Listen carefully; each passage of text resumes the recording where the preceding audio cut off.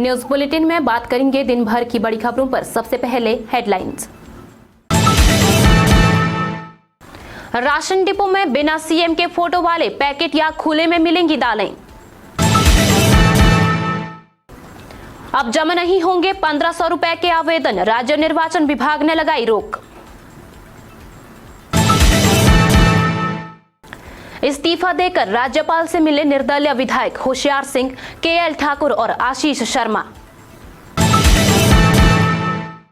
मंडी के टिहरी में दर्दनाक हादसा, खाई में गिरी जीप, 3 लोगों की मौके पर ही मौत। सीएम सुक्खू बोले, निर्दलीय विधायकों ने नहीं रखा जनभावना का ख्याल। लाहौल घाटी में ताजा बर्फबारी, मैदानी इलाकों में बारिश से सुबह शाम बढ़ी ठंड। 4 अप्रैल से शुरू होगी गेहूं खरीद, 2275 प्रति क्विंटल होगा न्यूनतम समर्थन मूल्य। मिस हिमाचल का ताज पाने के लिए प्रतिभागी क्रेजी, सेमीफाइनल राउंड में दिखाया हुनर। अब खबरें विस्तार से। लोकसभा चुनाव के चलते खाद्य आपूर्ति निगम ने डिपोओं को सप्लाई देने वाली एजेंसियों को विशेष निर्देश जारी किए हैं। इनके तहत सीएम के फोटो वाले पैकेटों को सप्लाई रोक दी गई है। ऐसे में उपभोक्ताओं को सामान खुले में या बिना फोटो वाले पैकेट में दिया जाएगा।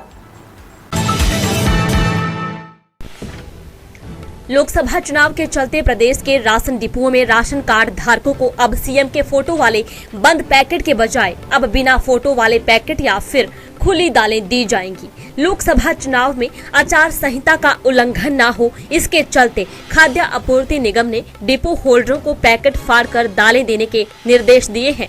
प्रदेश सरकार की ओर से उपभोक्ताओं को 4 में से पसंद की 3 दालें यानी मलका, माश, दाल चना और मूंग दी जा रही है। इसके अलावा चीनी, 2 लीटर तेल और 1 किलो नमक भी प्रदेश सरकार सब्सिडी पर दे रही है। आटा और चावल केंद्र सरकार उपलब्ध करवा रही है।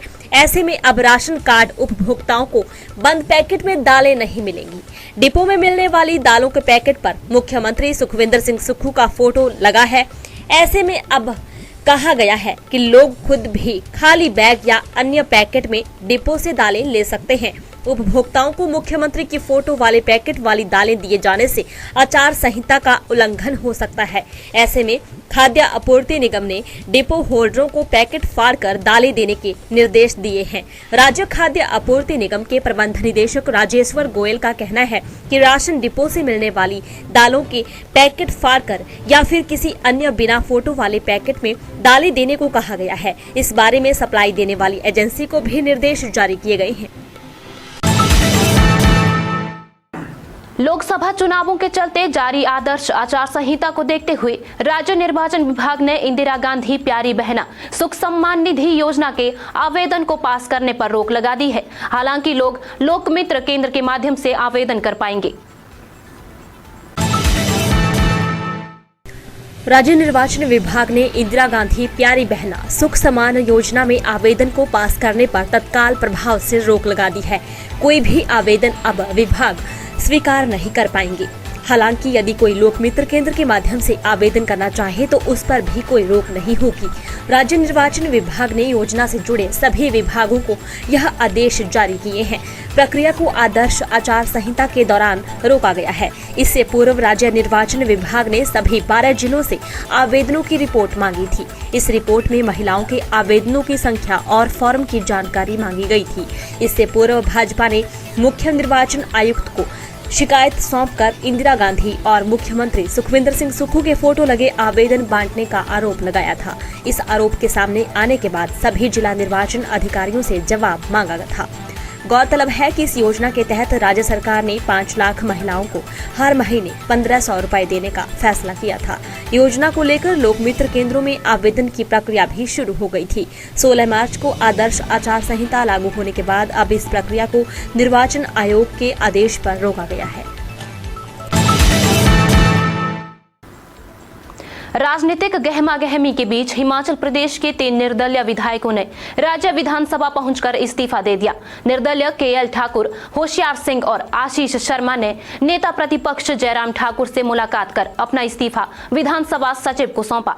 उनके अनुसार उन्होंने अपने जनता के हित में विधायक पद से इस्तीफा दिया है। देखें यह रिपोर्ट।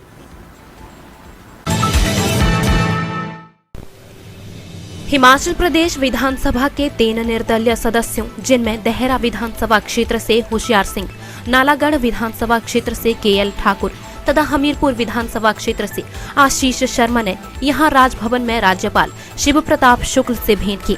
इन विधायकों ने राज्यपाल को जानकारी दी कि उन्होंने विधानसभा अध्यक्ष को विधानसभा सदस्यता से त्यागपत्र दे दिया है। विधानसभा अध्यक्ष से उनकी भेंट नहीं होने के कारण उन्होंने अपने त्यागपत्र विधानसभा के सचिव को दिए हैं। मतलब है कि 3 निर्दलीय विधायकों ने दिल्ली से शिमला लौटकर विधानसभा सचिव को इस्तीफा दिया। स्थिति के बाद 3 और चुनाव क्षेत्र देहरा, नालागढ़ और हमीरपुर भी खाली हो गए हैं। कांग्रेस के 6 विधायकों के अयोग्य घोषित होने के बाद 6 विधानसभा क्षेत्र पहले से ही खाली घोषित हो चुके हैं और इन पर उपचुनाव की घोषणा भी हो गई है। इस तरह से कुल 9 सीटों पर उपचुनाव होंगे। निर्दलीय विधायकों के इस्तीफे के बाद अब विधानसभा की ओर से वैकेंसी घोषित होने का इंतजार है। आप लोगों का विचार बदल गया। देखो, राज्यसभा का जो इलेक्शन है ये हमारा अपनी अंतरात्मा, अपना कंसाइज है कि हम किसको दें। हमारा कंसाइज ने अलाउ नहीं किया कि हम बाहर के किसी प्रतिनिधि को हम पीछे तो यार, हमने हमारे लोकल जो पीछे कैंडिडेट थे हर्ष महाजन जी, उसको हमने जो है वोटिंग दी और उसके बाद से जो है ये सारे समस्या शुरू हुई कि हमने क्यों जो है किसी दूसरे व्यक्ति को हमने वोट किया। ये तो हमारा अधिकार है, तीनों इंडिपेंडेंट्स का अधिकार है, इस पे आप जोर जबरदस्ती तो कर नहीं सकते।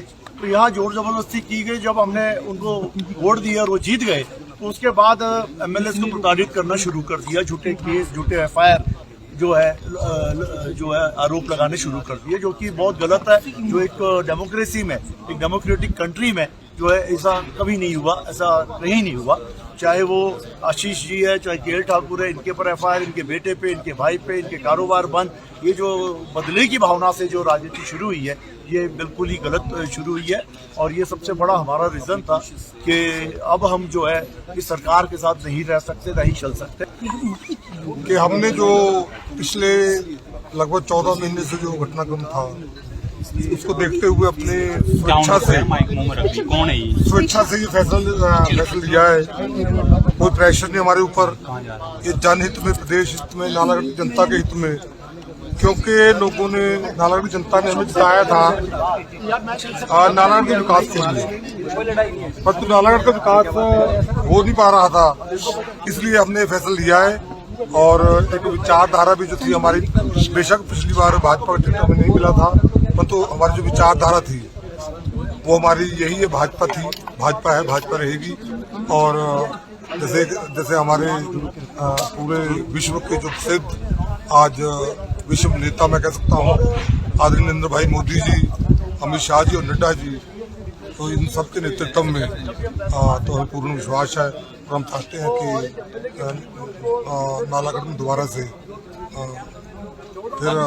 विधायक जो है लोग चुने। प्रदेश में पहाड़ी इलाकों में गाड़ी चलाते वक्त हमेशा सावधानी बरतनी पड़ती है। इस दौरान जरा सी लापरवाही लोगों की जान पर भारी पड़ सकती है। मंडी में पेश आए ऐसे ही एक हादसे में 3 लोगों को अपनी जान गंवानी पड़ी है। आइए जानते हैं क्या है पूरा मामला।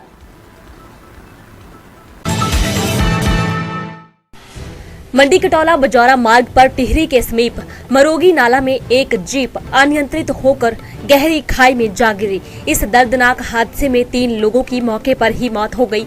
हादसे का कारण खराब सड़क को बताया जा रहा है। लोगों के अनुसार पिछली बरसात में इस जगह पर पहाड़ से भारी मलबा गिरा था, जिसे लोक निर्माण विभाग ने बुधवार को ही उठाना शुरू किया था, लेकिन गुरुवार रात को भारी बारिश होने के कारण सड़क पर कीचड़ फैल गया था। इस कारण गाड़ी फिसलकर नीचे गिर गई, जिससे गाड़ी में सवार 3 यात्रियों की मौके पर ही मौत हो गई। बताया जा रहा है कि जीप पंजाब से खोआ पनीर छोड़ने कुल्लू मनाली गई थी और मंडी की ओर लौटते वक्त यह हादसा हुआ। हादसा शुक्रवार सुबह करीब 6 बजे हुआ। पुलिस थाना प्रभारी पद्धर अशोक कुमार ने बताया कि पुलिस मामले की जांच कर रही है। निर्दलीय विधायकों के इस्तीफे को लेकर सीएम सुखविंदर सिंह सुक्खू का कहना है कि केंद्र सरकार प्रदेश में कांग्रेस सरकार को गिराना चाहती है। उनका कहना है कि लोकतंत्र में जनता द्वारा चुनी हुई सरकार को गिराना जनहित में नहीं है। आइए जानते हैं इस रिपोर्ट में।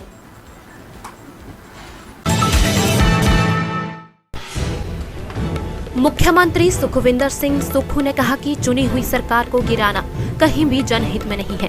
केंद्र सरकार इसका लगातार प्रयास कर रही है। उन्होंने निर्दलीय विधायकों के त्यागपत्र पर भी कड़ी प्रतिक्रिया दी है। उन्होंने कहा कि निर्दलीय विधायकों ने जनभावना का ख्याल नहीं रखा। मतदाताओं ने उन्हें निर्दलीय जीत दर्ज करवाई थी। ऐसे में उन्हें त्यागपत्र देने की जरूरत नहीं थी। मुख्यमंत्री ने मीडिया से बातचीत करते हुए कहा कि कहीं नोट के दम पर निर्दलीय विधायकों ने अपना ईमान गिरवी तो नहीं रखा, यह जांच का विषय है। उन्होंने कहा कि निर्दलीय विधायक हेलीकॉप्टर और सुरक्षा घेरे में घूम रहे हैं। उन्होंने कहा कि धन का दुरुपयोग लोकतंत्र के लिए अच्छा नहीं है। निर्दलीय विधायकों के त्यागपत्र से सीधे तौर पर जन भावनाओं से खिलवाड़ हुआ है। मुख्यमंत्री सुखविंदर सिंह सुक्खू ने कहा कि केंद्र सरकार ने लोकसभा चुनाव से ठीक पहले अखिल भारतीय कांग्रेस कमेटी के खातों पर कार्रवाई की है। इनकम टैक्स डिपार्टमेंट ने कांग्रेस कमेटी के खातों को सीज कर दिया है। उन्होंने कहा कि चुनाव जीतने के लिए केंद्र सरकार इस तरह के हथकंडे अपना रही है। उन्होंने कहा कि लोकतंत्र के लिए यह व्यवस्था सही नहीं है। प्रयोग क्या लोकतंत्र के लिए अच्छा है? और किस तरह वो चुनाव जीत कर अगर आजाद प्रत्याशी आते हैं और आजाद चुनने के बाद वो फिर उस क्षेत्र की जो 25-30 हजार लोगों ने जिन्होंने उनको वोट डाला है, जिनके दम पर वो चुन कर आए, उनकी भावनाओं से तो नहीं खिलवाड़ कर रही है आजाद प्रत्याशी। तो ये चीजें समझने की जरूरत है। और हिमाचल प्रदेश में इस प्रकार की जो लोकतांत्रिक प्रक्रिया को कमजोर करने की कोशिश है, हिमाचल की जनता इसको कभी सहन नहीं करेगी। और मुझे आप ही के द्वारा पता लगा कि उन्होंने इस्तीफा दिया है, तो कुछ गलत किया होगा ना, तभी दिया इस्तीफा। सही करने वाले क्यों नहीं देते इस्तीफा? भारतीय जनता पार्टी के विधायक क्यों नहीं देते इस्तीफा?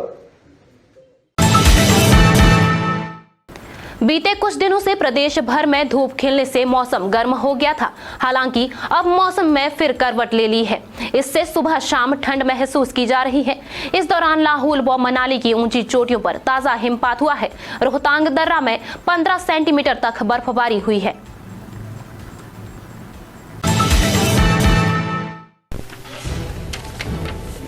हिमाचल प्रदेश के उच्च पर्वतीय कई भागों में ताजा बर्फबारी दर्ज की गई है। गुरुवार रात को लाहौल व मनाली की ऊंची चोटियों पर हिमपात हुआ है, जबकि निचले क्षेत्रों में बारिश दर्ज की गई। हालांकि शुक्रवार सुबह धूप खिलने से लोगों ने राहत की सांस ली।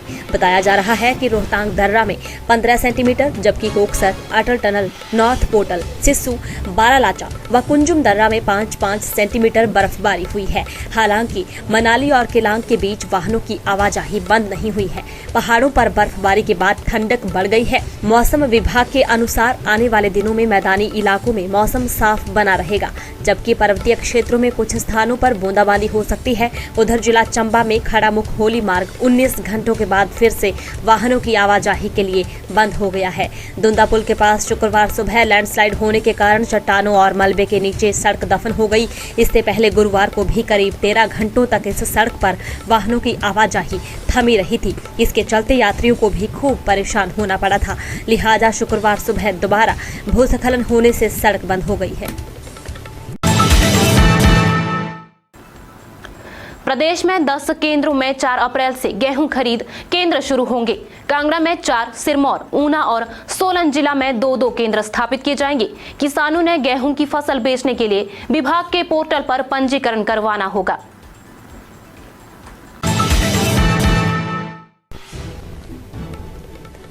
प्रदेश के गेहूं खरीद केंद्रों में 4 अप्रैल से किसानों से गेहूं की खरीद शुरू हो जाएगी।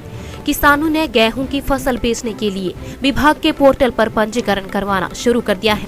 अभी शुरुआत में मात्र 4 किसानों ने गेहूं की फसल बेचने के लिए विभाग के पोर्टल पर पंजीकरण करवाया है। राज्य नागरिक आपूर्ति निगम द्वारा किसानों से गेहूं की फसल की खरीद की जाएगी। विभाग द्वारा 10,000 मीट्रिक टन गेहूं की फसल खरीदने का लक्ष्य तय किया गया है। प्रदेश में किसानों से गेहूं की फसल की खरीद करने के लिए 10 गेहूं खरीद केंद्र बनाए गए हैं। 4 अप्रैल से केंद्रों में गेहूं की खरीद शुरू हो जाएगी। गेहूं की खरीद प्रदेश में 10 मंडियां बनाई गई है। इन मंडियों के माध्यम से किसानों से गेहूं की फसल खरीदी जाएगी। प्रदेश में किसानों को न्यूनतम समर्थन मूल्य 2275 रुपए प्रति क्विंटल तय किया गया है। किसानों को पोर्टल पर जाकर अपनी फसल का ब्यौरा भरने के बाद गेहूं की फसल बेचने के लिए पंजीकरण करना होगा। पंजीकरण के लिए 15 मार्च से पोर्टल खोल दिया गया है।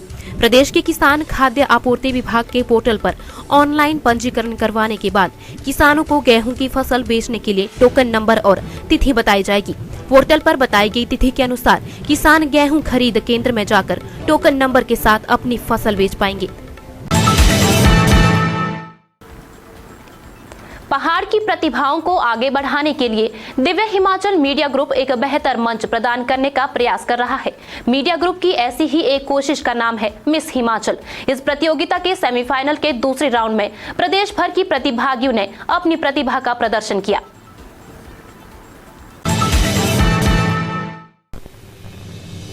दिव्य हिमाचल मीडिया ग्रुप के मेगा इवेंट मिस हिमाचल 2024 के सेमीफाइनल के दूसरे दिन प्रतिभागियों ने अपनी प्रतिभा का प्रदर्शन किया।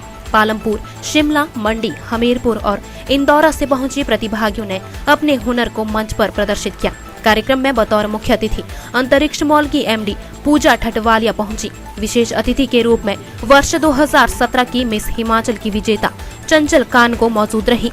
मिस हिमाचल 2024 का खिताब पाने के लिए लड़कियों के बीच नादौन के राजेंद्रा पैलेस में ब्यूटी विद ब्रेन की कमाल की प्रस्तुति देखने को मिली। मुख्य अतिथि ने प्रतिभागियों को मॉडलिंग के क्षेत्र में बेहतर प्रदर्शन करने के लिए जहां प्रेरित किया, वहीं दिव्य हिमाचल द्वारा मेगा इवेंट मिस हिमाचल के लिए लड़कियों को बेहतर प्लेटफॉर्म मुहैया करवाने के लिए आभार जताया। सेमीफाइनल के दूसरे दिन ऑडिशन में प्रतिभागियों को कैटवॉक, सवाल जवाब सहित टैलेंट राउंड की परीक्षा से गुजरना पड़ा। मेगा इवेंट मिस हिमाचल 2024 के मुख्य प्रायोजक अर्नी यूनिवर्सिटी और को powered by Dabur amla hair oil और पावर्ड बाई रेनॉल्ट है। मिस हिमाचल की विजेता प्रतिभागी को मेगा प्राइज में रेनॉल्ट क्विड कार तोहफे में दी जाएगी। निर्णायक मंडल में मिस हिमाचल 2016 अरुषा शर्मा और मिस हिमाचल ग्रोमर पलक शर्मा व अंकिता डोगरा ने लड़कियों के हुनर को बारीकी से परखा।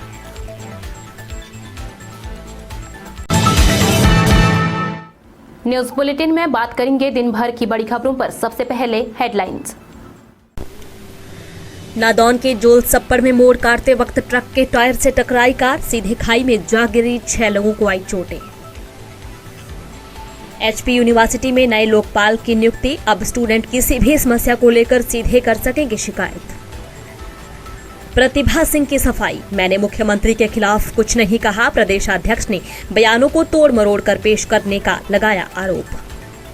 हिमाचल की प्राकृतिक खेती को अपनाएंगे पड़ोसी राज्य, संभावनाएं तलाशने पहुंचे J&K, पंजाब, हरियाणा, राजस्थान के कृषि वैज्ञानिक।